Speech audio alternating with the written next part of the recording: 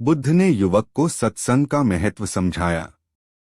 महात्मा बुद्ध एक गांव में ठहरे हुए थे। वे प्रतिदिन शाम को वहां पर सत्संग करते थे। भक्तों की भीड़ होती थी क्योंकि उनके प्रवचनों से जीवन को सही दिशा बोध प्राप्त होता था। बुद्ध की वाणी में गजब का जादू था। उनके शब्द श्रोता के दिल में उतर जाते थे। एक युवक प्रतिदिन बुद्ध का प्रवचन सुनता था। एक दिन जब प्रवचन समाप्त हो गए तो वह बुद्ध के पास गया और बोला, महाराज, मैं काफी दिनों से आपके प्रवचन सुन रहा हूँ, किंतु यहाँ से जाने के बाद मैं अपने गृहस्थ जीवन में वैसा सदाचरण नहीं कर पाता जैसा यहाँ से सुनकर जाता हूँ। इससे सत्संग के महत्व पर शंका भी होने लगती है। बताइए मैं क्या करूं? बुद्ध ने युवक को बांस की एक टोकरी देते हुए उसमें पानी भरकर लाने के लिए कहा। युवक टोकरी में जल भरने में असफल रहा।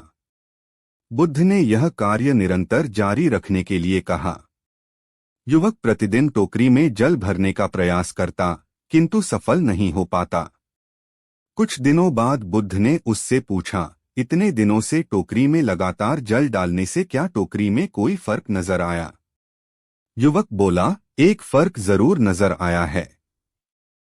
पहले टोकरी के साथ मिट्टी जमा होती थी, अब वह साफ दिखाई देती है।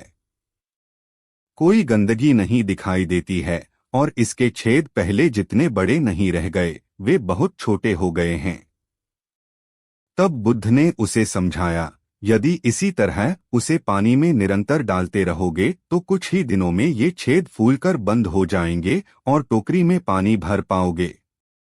इसी प्रकार जो निरंतर सत्संग करते हैं उनका मन एक दिन अवश्य निर्मल हो जाता है, अवगुणों के छिद्र भरने लगते हैं और गुणों का जल भरने लगता है।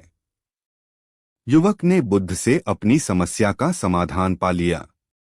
निरंतर सत्संग से दुर्जन भी सज्जन हो जाते हैं, क्योंकि महापुरुषों की पवित्र वाणी उनके मानसिक विकारों को दूर कर उनमें सद्विचारों का आलोक प्रसारित कर देती है।